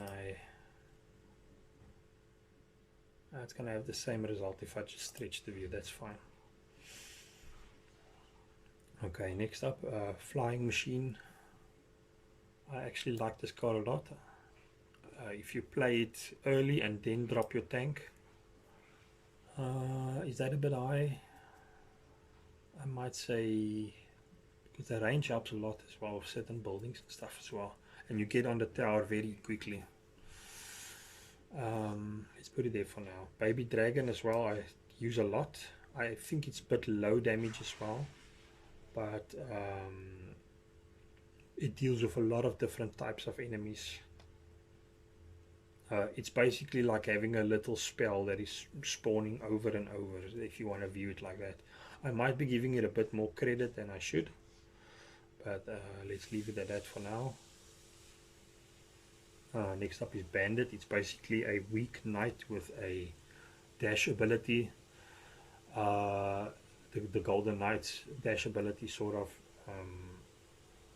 yeah, sometimes handy for a bridge spam. If you have a medium or slow incoming tank and you want to start dashing it from a distance, it can help. Definitely a card that I think has become more defensive in that sense as well. To use this actively to take down a building before spawning something else is a bit of a... I was hoping it had a bit more damage, maybe, I don't know, because of its low health. Bandit is an okay card, I think. Next up is the Electro Wizard. Splash damage on spawn, quite good. Only targets 2 enemies at a time, good for breaking up sparkies and etc.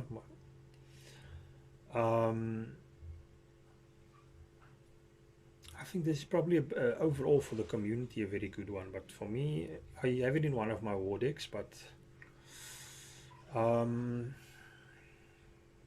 I I usually don't have too much problems facing it.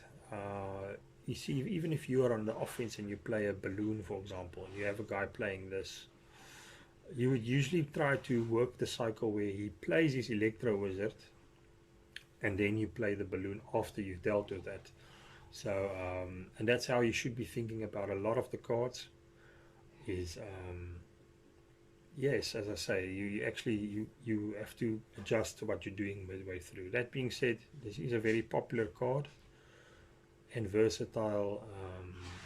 Not that strong on health as well. Might run out of space here. I want to put it in OK. Next up is Skeleton Barrel. This one sometimes can get good tower damage, can take care of a building quickly. It's useful if your opponent has been caught unaware with low elixir. But as an isolated spawn, if you just drop this and it comes towards me, I'm going to have no trouble defending it. Of course, zaps, arrows very easily. Baby Dragon takes care of it. And as I say, it can be useful, but if I see people playing this and I think of how much I'm affected by it, not so much. I'm going to put this as a bad card for now. Maybe it's because it has too little skeletons in. I mean, if you're really in trouble, I would usually drop a Valkyrie even as well. But if you're really in trouble and you just drop a knight there, your knight will take the brunt of the damage, will still survive, and your tower will be mostly okay as well. Okay, next up is Barbarian Hut. Quite interesting. I'll have to look up my history. I think it used to spawn 2 at a time, and now it spawns 3. Give me a second, let me check this out again. Exactly. It's like something I should know, right? I usually just place it and then a lot of them comes out. Where's this card now? Okay, wait. It's here by...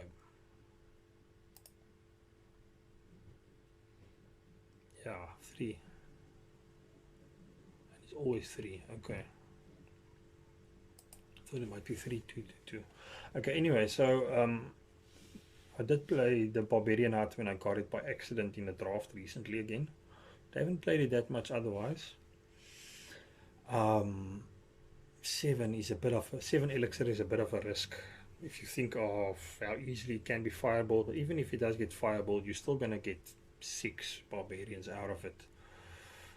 Definitely a card that you'll use once, and if it's drastic negative effects, you might think twice about how you implement it, even if it means you use it solely as a defensive building. So let's say you have a giant coming in, drop this is defensive, 3 barbarians come out, it starts attacking the giant, the building breaks, you get 3 more, you probably deal with the giant and maybe have a bit of change. I think sometimes it can be super good for you if your opponent is not properly prepared. But if he is prepared for it, it's at most, if you know what you're doing, you will be able to make it through, or at least rely on the rest of your cards. You will be sacrificing a building slot in your deck for this probably as well. All that being said, I think at the moment this is still a bad card, because you're going to also have 7 elixir on that, and then ask yourself, where is your push coming from for the towers, the elixir as well. It might lean towards okay, but as I say, I'm not going to go too much into detail then. Graveyard as well, it's having problems. I use it with freeze, otherwise very ineffective. Just drop a goblin gang or my Valkyrie or anything and it just counters it, and your 5 elixir is gone. I'm going to put that in bad. Okay, next up is the Tombstone. I don't know, man. I rarely use this. You get your skeletons out. Skeletons do nothing.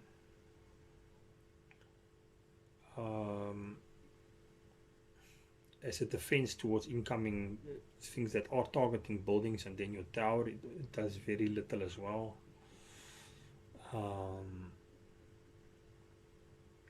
yeah, I mean, it could maybe fairly go to bad cards, but I'm gonna maybe say just really use and space it all out a little bit. Next is the Fisherman. How do I feel about this one? I think a Fisherman is okay. Could be better. I think it does decent damage for, if you compare it to a Knight, you see. That's what I'm comparing it to. But also it has the extended ability of being able to pull an opponent to a certain area. But I feel this is a bit of it's a negative card to play because you're planning on being defensive. And then, as I say, it will do the same type of job as a Knight, but with that added ability, but a bit lower health. But in terms of practicality, the Knight has a bit better health. I mean, it doesn't do a lot to win matches. That's what I ultimately. If you're talking about stopping me from gaining their towers, maybe still you can make a case for that. But I often see them misplacing the card enough to not get the desired effect, like pulling it onto the king tower or whatever. It's not always as effective as they plan. So we'll leave it there. Ice Wizard is basically a weak normal wizard. Good value for 3 elixir. It might help your support, your tank a bit as well to get the job done by slowing it and breaking its attacks. It's not bad actually, I think. And I put that in okay as well. I think it's actually, people think it's a bit less than that. But we'll put it in okay cards for now.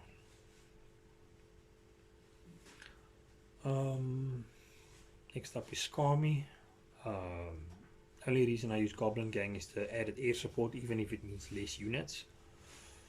I'm sure this is still popular in the novice or intermediate ranks. Definitely a card that people, if you're a super Clash Royale noob, you'd think you spawn it on the bridge and it's just gonna be so many guys attacking the tower. Of course, that's very entry-level thought processes. But still, there's things you can do with a Scammy. You can stop a Goblin Barrel, you can split it in the middle. If you have 2 separate pushes coming in, you can psych an opponent out about where you're going to place it, even if they have spell counter on it, if you're trying to take down a tank. There's still some things you can do with it, but as I say, the lack of air support and the easy counter ability, the log and so on, makes it a bit of an issue. It might want to go to bad actually, but no, that's fine. Okay, I'm going to put the Goblin Gang up in Amazing for now, because as I say, there's not a lot of, it's got ground and air support. They are fast. They can deal with most single unit tanks. I mean, even with the Valkyrie, you have a bit of a problem maybe. But what will happen if a Valkyrie comes in your side of the arena and you drop Goblin Gang, you're gonna maybe get 1 or 2 hits in with the goblins itself. The spear goblins will get hits in, and your tower will get hits in. Of course, nice to counter things like Dart Goblin. Even you'll always get a small counter push out of it. The Princess, as soon as Princess drops and it's locked on tower, you get a counter push out of that as well. All these things like Flying Machine, if it's not locked on your tower but on the goblins, you will get your. It actually takes care of a lot of, I want to call, maintenance in the arena for me, like even Inferno Dragon, Mega Minions, all the, as I'm just looking at them now, Musketeer, all these other ones. As soon as you have area damage, it's a bit of a problem though, but it actually takes care of a lot of problems as well. Is it a bit high? Maybe. Okay, next up, Firecracker.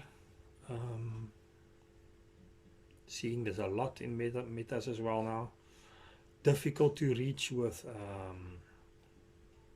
constantly tanks dropping in front of it. You will have to have a dedicated spell to deal with it. The only one that actually deals with it correctly is the arrows. because the zap doesn't take care of it. The fireball is too overkill, wasting elixir. So it can be a problem sometimes, and of course takes care of ground and air units that you are pushing with, if they have it on defense. So that makes it quite a problematic. So therefore I want to say amazing. Maybe the health is a bit low, but that's where we are with that. It's my alignment, still fine. Okay, battle, is that the battle healer? As I said, there is practical use for battle healer if you use it correctly, like a lumberjack, where people just think it's just for one thing and for the balloon. But it revolves around knowing you are doing conscious counter pushes to your opponents after you have a little bit left after defending their advances. Let's say you started with a knight and a wizard. Now they've been fireballed. The wizard is fireballed, the knight has taken a bit of damage. Then you put a battle healer in. And by the time the battle healer does its first 1 or 2 hits, it's basically like, well, if you renew a knight and a wizard, it's like 8 elixir gain. There's ways you can do it. Practically, it's a bit difficult though. So, but I want to say it's okay, but there's potential. That's where I stand with that. Okay, next up, the mirror. I didn't jump on the bandwagon for the mirror. I believe the guys, the champion mirroring as a meta. But since the nerf where they made it only a 1 level gain, it's been a problem. I still want to actually experiment a bit more with this, so that I can understand better where those gaps are, because people always speak about the meta, but I still think there's an overarching narrative where this plays in, where you can get certain results regardless of this buffing meta that everyone does talk about. Sometimes mirror is helpful if you're defending certain types of pushes, but I'm more interested in looking at how you can foster a certain type of push by doubling up, like for example using 2 hog riders in a certain way, or 2 giants, or whatever the case may be. So I think that's a bit unexplored. That being said, because of that unexploredness, because of the debuff and all those factors and the extra elixir cost, I'm going to put it in bad cards for now.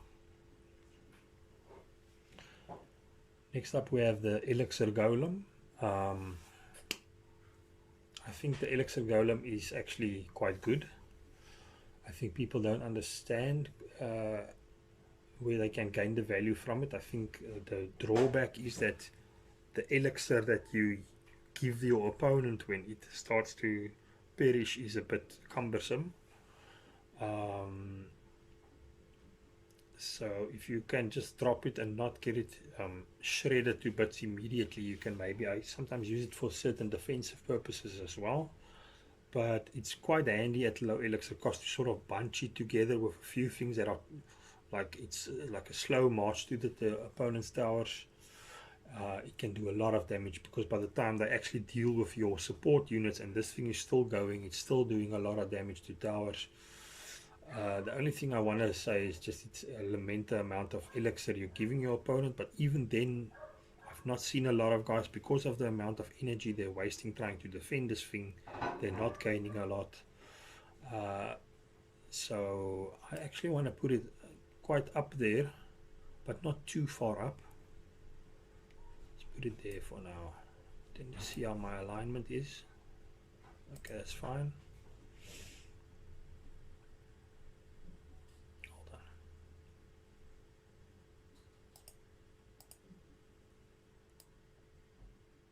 So.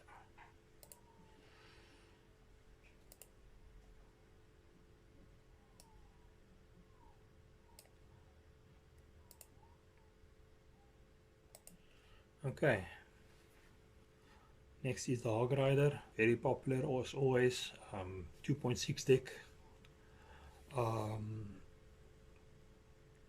I want to get more involved with that, with not doing the 2.6 method, but just not making it the focal point, but sort of being part of this rolling onslaught of pushes, where that also factors into. the Hog Rider as well. These days you can't play Hog Rider without having some sort of spell or something or support to back it up, because it will be shredded immediately. How often does Hog Riders bother me? Not as much, maybe. I can't say I've lost half a tower as often as I think, but I don't know. I'm starting to feel different as I think about it. I want to say decent or maybe okay even, because yeah, I'm gonna put it in okay. Do I put it in decent? I've seen a lot of people win a lot with this meta deck, so let's put it in decent for now. Okay, how's my alignment? Not good. Okay.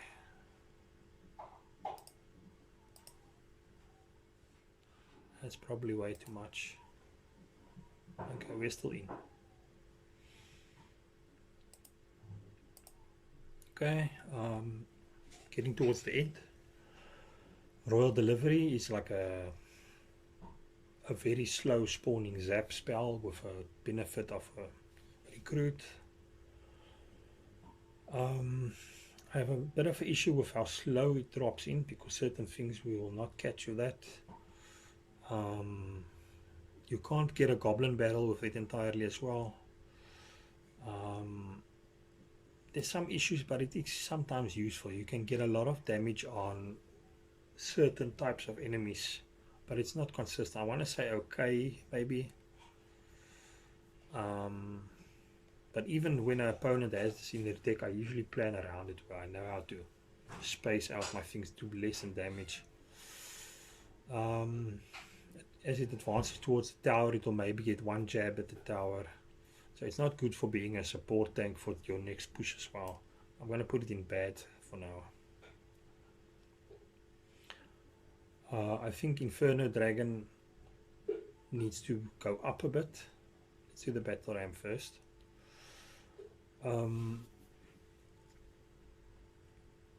Yeah, Battle Ram is quite easily countered while it's still a ram. The two Barbarians as well. But I've seen some effectiveness once it hits the tower. But if you've got a few swarm units there, they're not going to do a lot otherwise. But if it does tap the tower and starts doing a bit of damage, yeah. But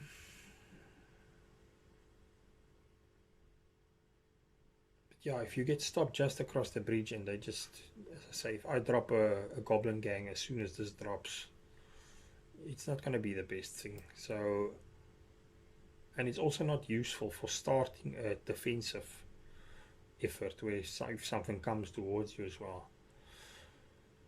Maybe it's okay, because it's a, can still take the hours of it. Okay,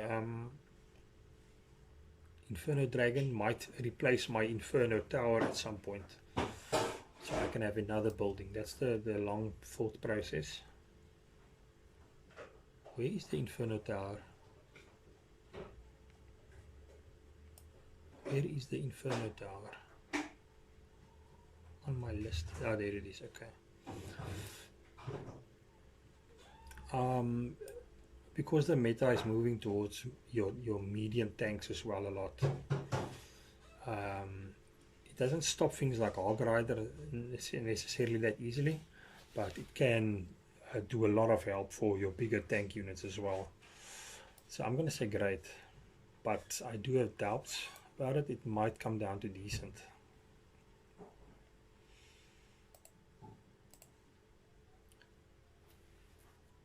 Okay, next up is the Hunter.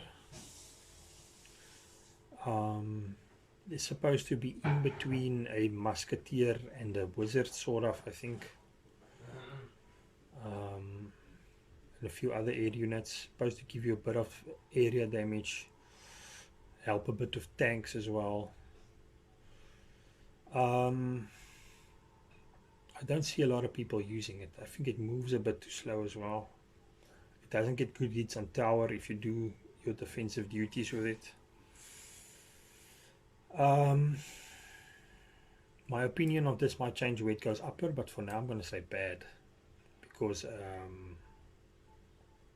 Yeah, especially if, why is there two hunters on this? Okay, I actually have two hunters on here now, I see. Okay, let's take the hunter out. Okay, a magic archer is pretty much strong meta at the moment. Good for certain buildings, good for ground and air defense, but low on damage. Good support unit. I play this as well with a lot of charging units, also with Elixir Golem. It's actually a very good card at the moment, but can be fireballed easily, of course. Next up is the skeleton dragons. It's the basically baby dragon split in two. I think they would benefit from having being slightly spaced away from each other, because they do get just obliterated by everything at the same time, whatever it is. There's a thin margin for error in the middle. Maybe if you place it and it wants to split towards the two towers and do small defenses that way, but even then they on their own they're pretty weak, but they can still do a job. I think they just need a little bit of a health buff actually, but too much will make it too much like a double baby dragon, so it's not gonna do it like that. But all their damage is just too low for how quickly they get dealt with as well. But I want to say there's something there that I like, but I don't know what yet. But I'm going to put them in decent for now. Okay, mortar. I've seen a few crazy metas where the guys plays this and immediately plays like mighty miner or something strong in front of it, so you just can't get to the mortar quickly enough. And then if you're not on top of it and locks your tower and you're drained of elixir, you're going to have a problem. This is something I know I've also done a few times with certain things. My best way of countering a mortar is with my inferno tower. It's just as soon as it drops, I drop inferno tower. It doesn't stand a chance, and I still have a full standing inferno tower there. But you can be caught out by this. It takes a lot of effort actually if you're up against decks that are prepared for it to actually make it work. So and there's not a lot of incoming damage defense that it has for, like as I say, for your air support incomings. Like baby dragon is the obvious example, or even things like that are quickly onto it, like your elixir golem is quickly on it. But it's something that can win you matches, so I don't know, let's put it at decent. Yeah, I think there's a lot of complicated building your deck around it meta that I'm not always too involved in to fully appreciate, but I know about it. Okay, next up is the bomb tower. Very strong these days, bit of lack of air support. I, of course, when I play my baby dragon on it, no problem. Of course, Phoenix is a thing as well now. Magic Archer, Inferno Dragon, minions. But because that's not in the meta, people think they're immune to it. And for me, that's one of the challenges of building a deck overall, is something that can always cater to some degree to anything that you might be posed with. The area damage is nice as well, but the bomb tower does not stand up that strongly against mega tank units, like even like a royal giant or electro giant with support. You're gonna have a problem with a bomb tower, but it's doing fairly good now. Let's put it here. I mean, now I'm seeing this and I'm seeing some of these here, and I'm starting to think some of them need to swap around. Clone is going down. Knight is going up. Okay. Free spell. Free spell. If you're not going to have the card to back it up, to make it worthwhile, it's actually pretty weak.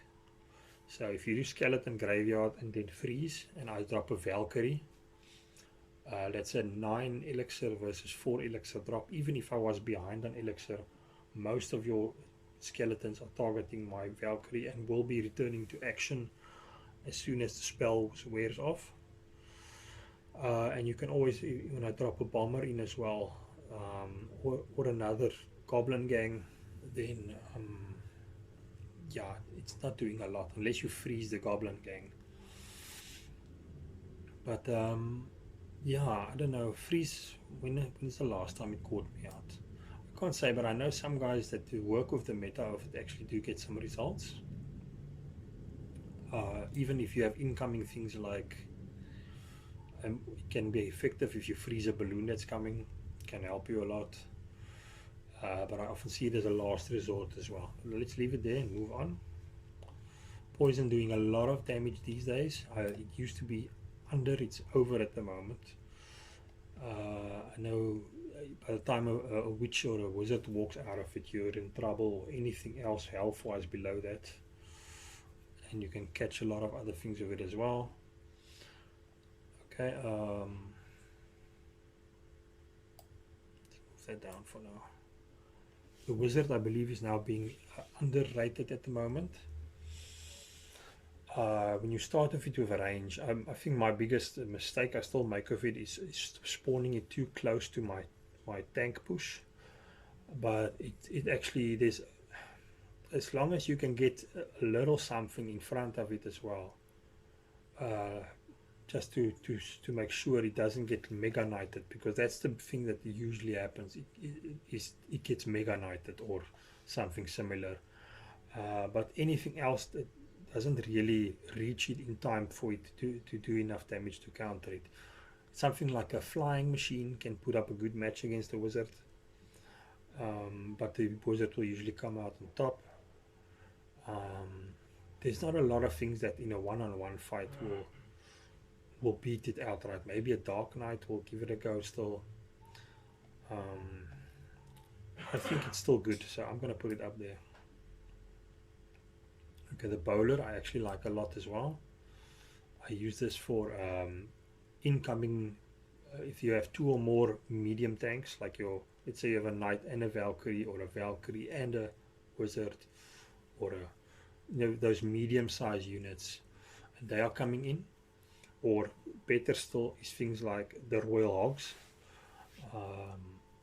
And if you have anything air related as well, if you couple the bowler with a firecracker or baby dragon or anything like that, it can actually stand on its own a lot to help you in that. Of course, not as strong against super big tanks like your P.E.K.K.A. and your Inferno Dragon will give it problems as well, to Mega Knights and so on. But as I say, then it will depend on what support you have for this deck as well. As I say, I prefer doing the firecracker with the bowler, but there's a lot of other things you can do as well. Yeah, there's some, as I say, if you get drain damage on it, you're going to have a bit of a problem, but otherwise I do like it. Let's put it in decent. I wanted to say great, but let's put it in decent. Royal Hog. Okay, let's do Executioner next. Quite a versatile ground and air. This is basically a stronger musketeer, and it's got area damage as well. So this is quite a good card in my opinion. The biggest drawback being that it is a 5 elixir turnaround. Just overall, because the cap is at 10 elixir, you have a problem with building your substantial push along with that. But it can be quite because of its all-roundness, be quite devastating to deal with in support with your tank as well. So I think it's a great card, but I still haven't used it as much as I should, and it might be a little bit vulnerable depending on what plays against it. Okay, we have 1, 2, 3, 4, 10 or so cards left. Okay, so Rascals is basically like spawning a giant with archers together, but like a mini version of the giant. And then a little bit of yeah. So that's the combo. It's supposed to also almost like a goblin giant as well. They spaced the Rascals a little bit, so it's not as easy to get all of them. The trick to dealing with this is spawn whatever you're using to defend behind it and not in front of it. So if it comes over the threshold, just if I just drop guards behind it, it's not going to do anything. The boy of the rascals actually has not enough health to sustain an entire mega push on its own. If you're going to push with 2 tanks, then it's going to be coupled with, and I'm going to hit you with a wizard or something, and I'm going to take 2 tanks out in once. If you try to push more units behind it, you're going to also have a thing where the boy will run out of health before the things take effect by the time you come to the front of them. So there's some problems there, but I'm going to say it's a bad card. I'm running out of space higher than that. Royal Hogs. I used to love these and I wanted to play more of them, but I think it's running a bit out of steam now. And I usually defend it quite easily. If you're caught unawares with the wrong cards or the wrong elixir, you might have a bit of a problem with them. But by the time you take down 2 of the 4 of them, they basically have lost their effectiveness on the tower, but largely. 5 elixir as well. I want to say put it in bad for now. Electro Dragon's attacks are too weak to make it a first choice air assault unit. The zapping ability is quite handy for drain damage. I just think because its general attack is too weak, it is underutilized. But that being said, I think it's an okay card. X-Bow also is one of those cards that I just place the Inferno Tower on. Very specialized meta once again, but it can be very annoying if you can't get something on it. But I drop usually a giant skeleton or elixir golem or something, or even a bowler or anything on there. But if your opponent is smart enough to know what they're going to do next to stop that as well, sometimes you can have serious issues with it. That being said, I easily counter it with Inferno Tower, and then the opponent's whole deck is rendered useless. So then I would say, because a lot of people do have success with it, I'll put it in decent. Lava Hound, if I counter with my cards, I mean, if I just put a wizard on it, it usually drains itself by the time it reaches my tower. But I use Inferno Tower as well. The building damage is too weak. The Pops is too easily distracted. I think this is a bad card at the moment. Royal Recruits. It does require you to basically start 2 separate defensive pushes. If you just fully in the moment aware of that, then you don't have a problem. So I would generally place Valkyrie on the one side, Goblin Gang on the other side, and it will deal with them either way. Even with a bomber, I could usually deal with them with a baby dragon. There's not a lot of cards, and because they move so slow as well, and they are split in their effective power output, it is very difficult to launch a concentrated attack, which makes it a fairly ineffective card at the amount of elixir spent. But it can be very good for certain tank defenses, for distraction and so on.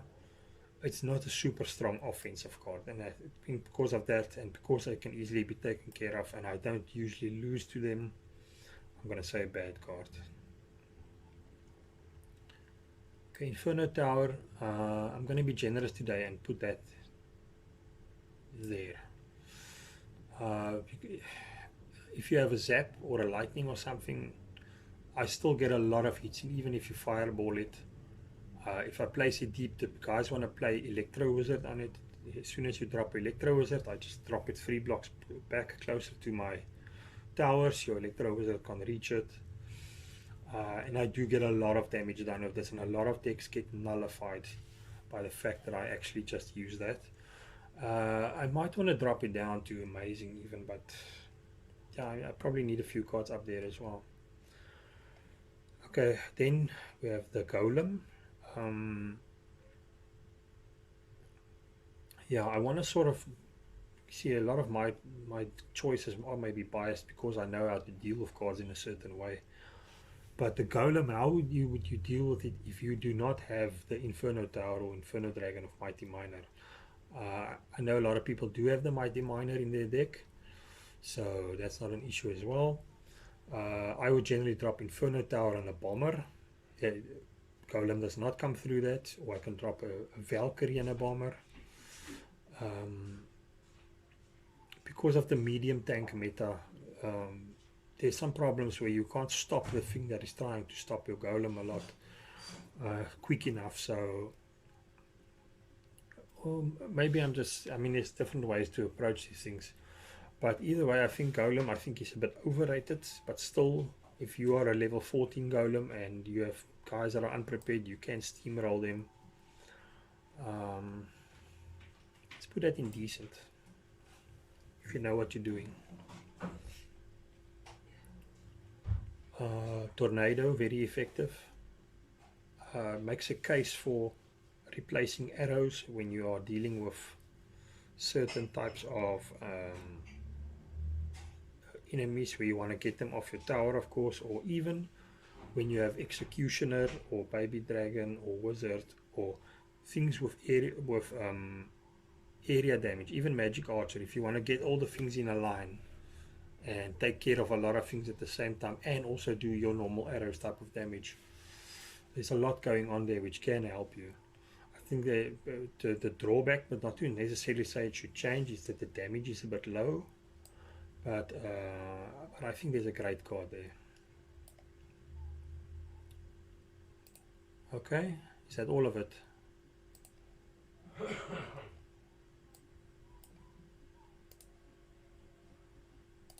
Things at the top. See the website I'm doing it on. Okay, so basically the ones that are left of Phoenix.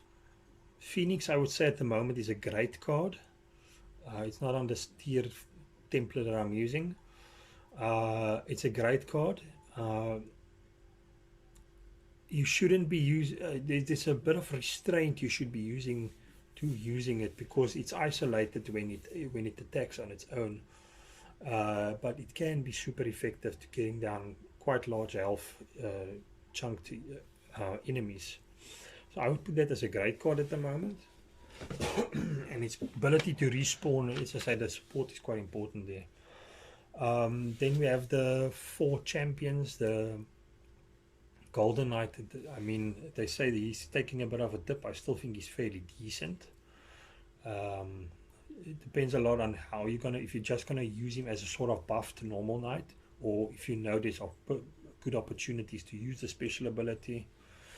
That depends. So I'd say decent on that. The Skeleton King, I think, has a bit of problems. It's not like you're unaware of its capabilities. So when it gets on your tower, by the time it does, you should be aware that it can spawn its ability. It's quite expensive as well. So I would put that as okay.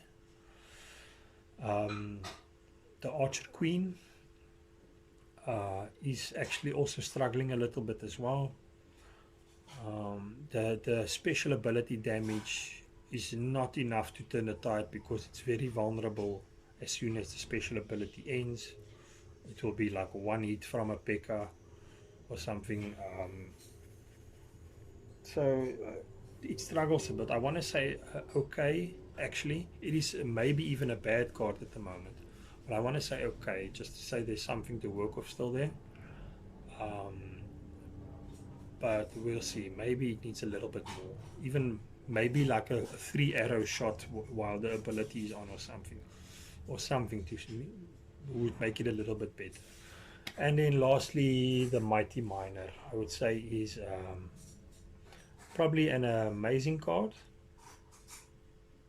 Because of all the popularity of it. I know a lot of ways to counter it, of course, but there's a lot to the timing of when you can switch lanes as well, if you have some support as well. So we'll leave that as a amazing card. So you ask, how did my 3 best cards end up those 3 that you see? And that is, as I say, it's just due to the versatility that I've, in my personal experience, it's obviously 100% biased as well. But I mean, my opinion could, even if I start learning ins and outs and little tricks of some of these other cards, learn it a bit better. When I look at these tier lists, I ask myself, like, okay, let's say I take this top half of it, like, how good a deck can I build just with those cards? But now you also see things like this card is now in the top, but it needs one of these other cards at the bottom actually to make it as good as it is. So there's a lot of variables to that.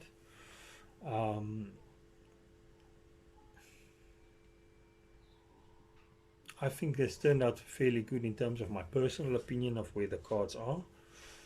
If I look at this top row of the spells and stuff, maybe because just, yeah, I don't feel comfortable having so much spells at the top here necessarily. But I think sometimes of what a menace these cards are to me. But yeah, I think it's overall very representative of my opinion. See, like one or two of these I might shift around a little bit. But anyways, that's my take, and that is where the list ends then for today. Cool.